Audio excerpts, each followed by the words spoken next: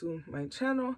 As you can see by the title, this is going to be a story time of my unplanned and unwanted home birth of my very first child. I had him at home on my bedroom floor.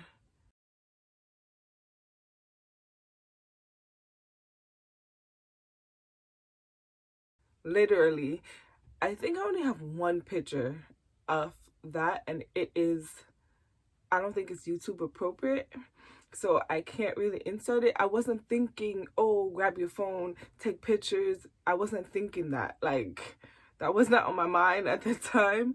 Now, and since I really wish I did have some pictures, but yeah, I just don't. I have pictures from, I think I have a few pictures in the ambulance and stuff, but I don't have any other pictures like of me pushing him out or anything, because that was not on my mind. And I'm going to tell you exactly why. Like, literally, you need to watch to see why I couldn't even grab my phone.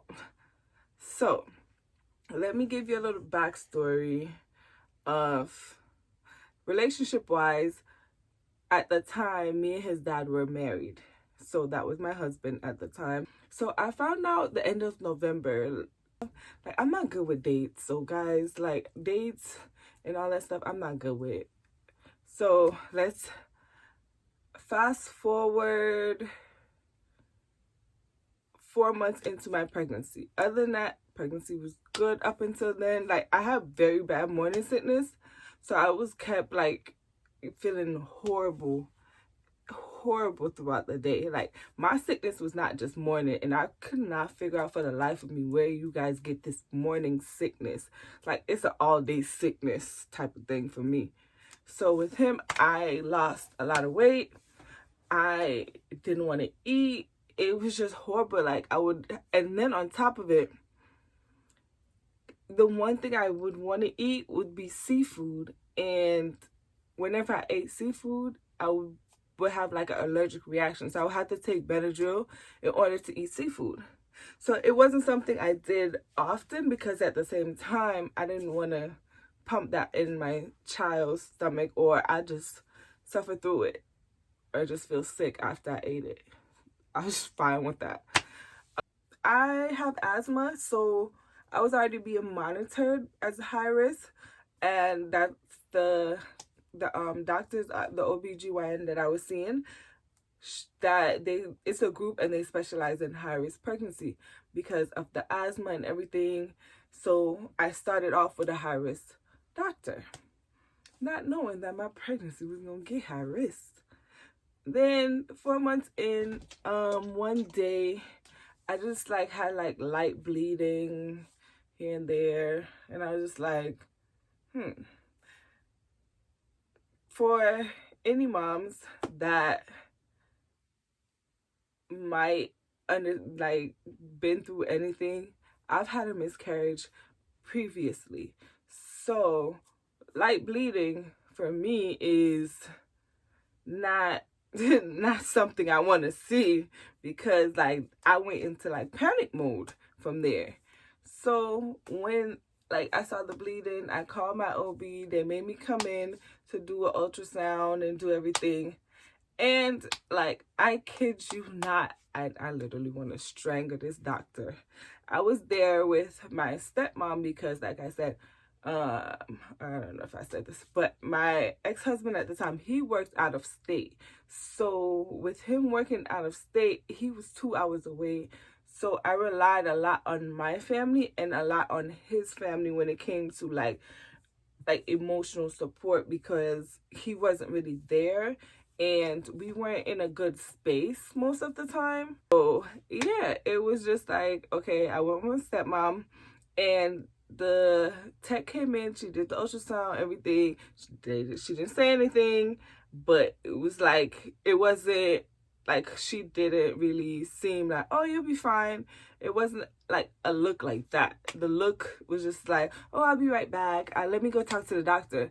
You know, when people say that, come on now. It kind of puts you in a different sense, right?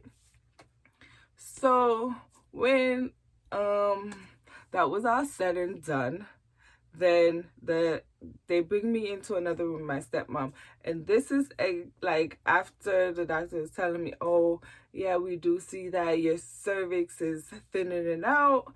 If you have been pregnant, that means that's your cervix is funneling. That's what she said. It was funneling. So it was opening think of like a funnel. So it was opening like this, which at 4 months, baby, you need to be like this. And I was like, I was opening up. So with that being after that and everything, she came in and she was telling me this, and I was I started to cry. I was crying. My stepmom is there. She's telling me it's gonna be okay. So I'm like, what is our next step? What are we doing? What am I doing?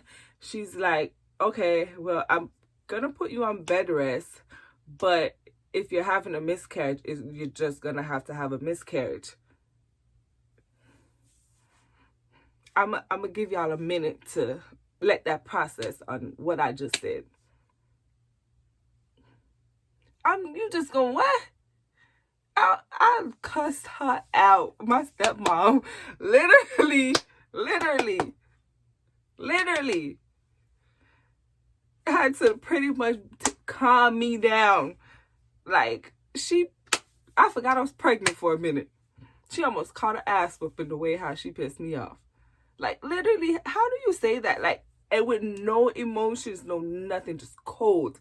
And the worst part about it, come to find out a couple months later, not even a couple months, 2 months later, she was pregnant. So you that cold-hearted while you pregnant at the same time? I was so pissed, y'all. I was so with her now. Just remember this doctor. Remember this doctor. And it's the female doctor because she was pregnant. So go down the line and I'm on bed rest. I go back to work. My pregnancy was high risk every minute. I was either in the hospital, everything. He was trying to come. That if you look up the name Canaan, it means fighter. So that's how he got his name.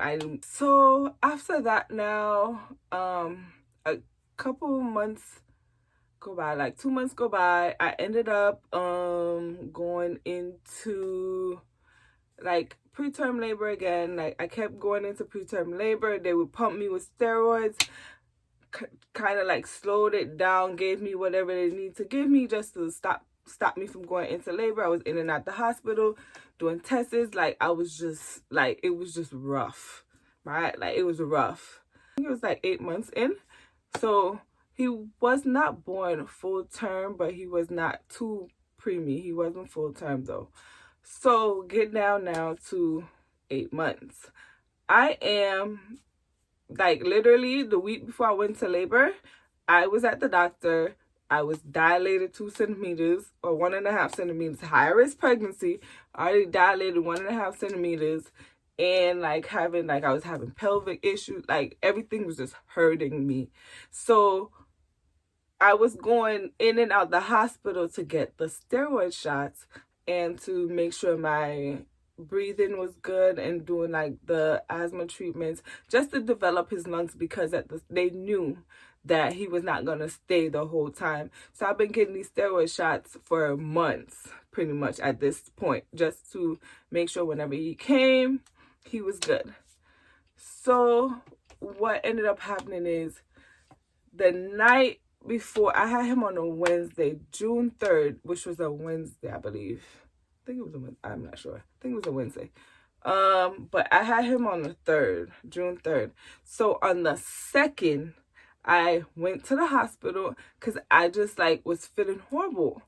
And I went in. They checked me, everything, and she I was telling her how I was feeling. She was just no, you're fine. You're not ready yet. Go home. Just keep us updated. Okay. I started to feel the contractions. They was hitting me. I called her and I was telling, same woman doctor. This is where she come back in now. Same woman doctor. She was on call that night. It was after hours when the pain really kicked in. But here's the thing. And this is what I want to tell all new moms. You do not have to be in consistent contractions to be in labor. My contractions went from 3 minutes, 5 minutes, 8 minutes, 10 minutes. It was all over the place, but I was in full-term labor.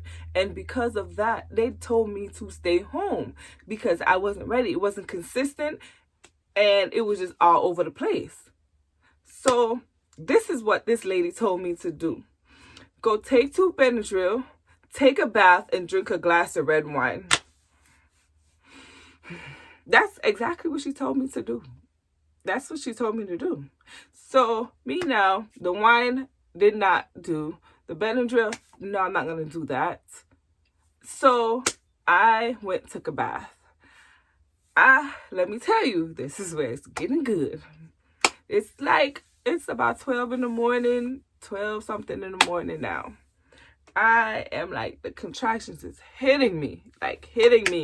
But like I said, it's all over the place. So they're like, I'm not in labor. And at this time, keep in mind, my then husband did not live close by. But thankfully and graciously, I am so blessed that my cousin at the time, we were living together. So she was there with me. It was me and her there.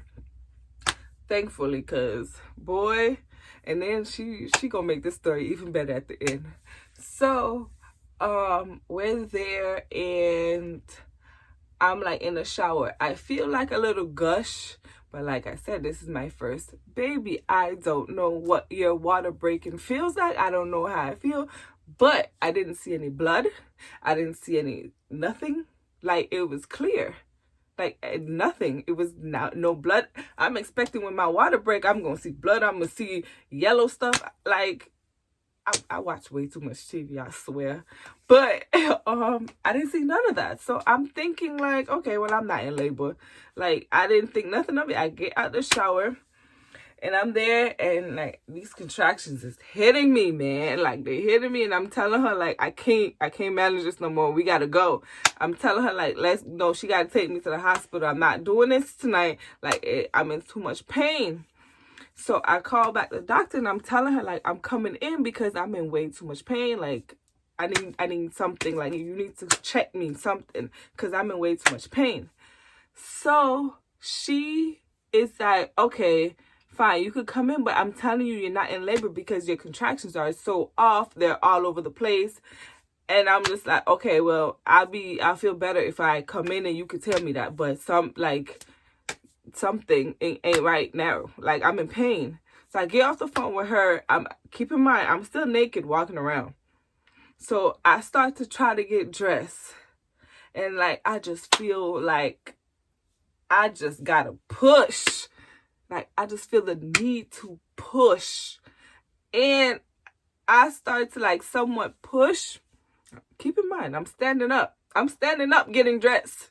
So yeah, I was there and I don't know what told me to feel under my crotch. I felt under there and I felt a head. I feel a head. Like, literally, I feel my child's head. People. Let me tell you, when I said I felt his head.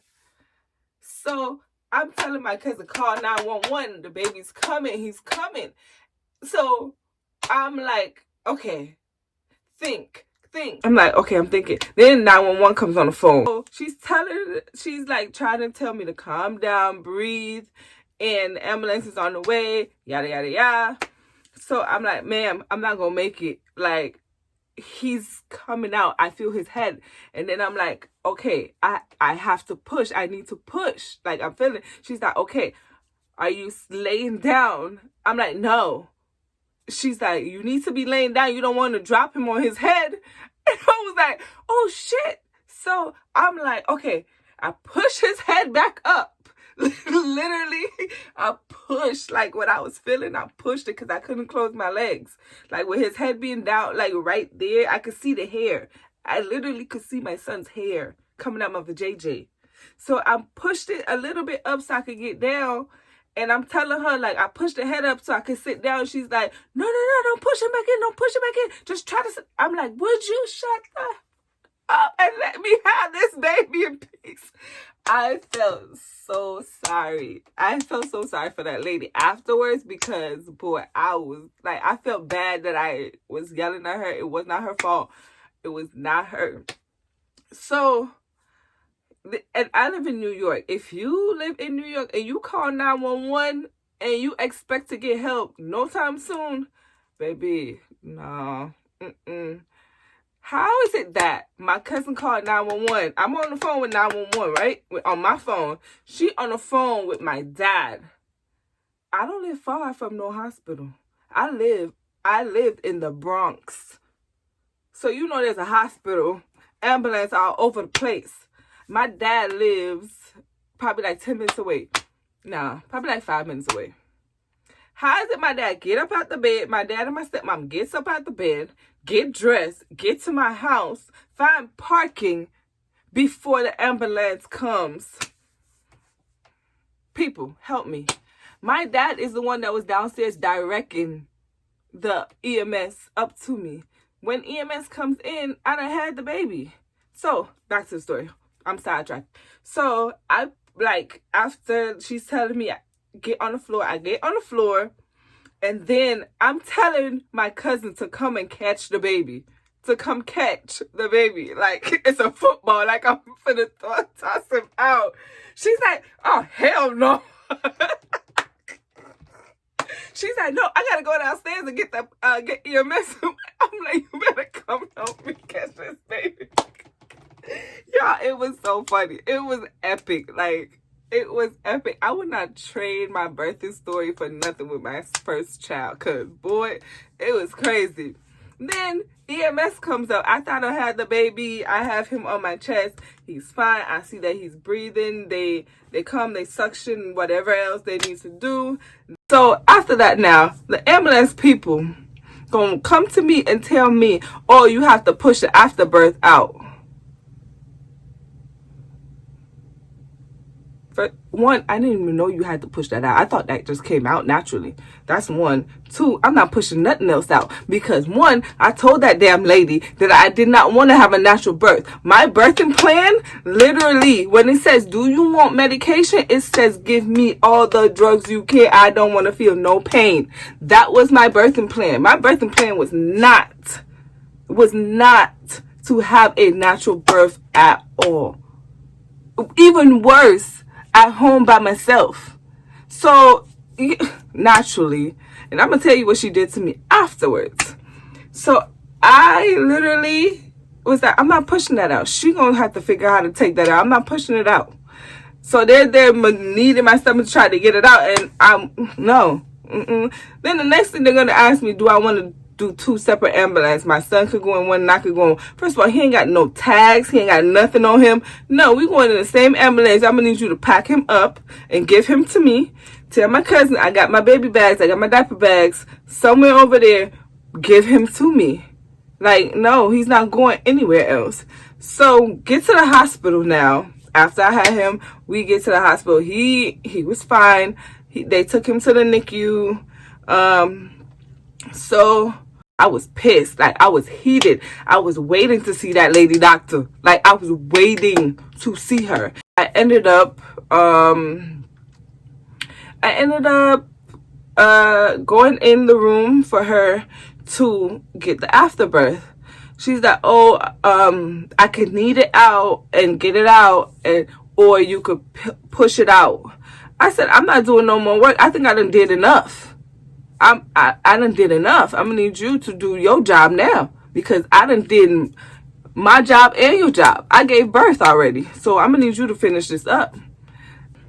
But as soon as she was done, because like I did have a natural birth, and I was feeling everything, and then the stitching, it was burning whenever I needed to pee, because I did still tear a little. So whenever I peed and stuff, it would burn. This lady gave me two what? Codeine. I was knocked out until she got off work. She was smart. I never saw her back again. And I think when it was time for me to go for my 6 weeks, she was out on maternity leave at that point. So I didn't see her again. And I don't think she still works there. So guys, that was my birthing story. Let me know in the comments, do you guys want to know how I got married, pregnant, and divorced all in 1 year? Let me know if you want to know that story. Now, that's an interesting story and a much longer story.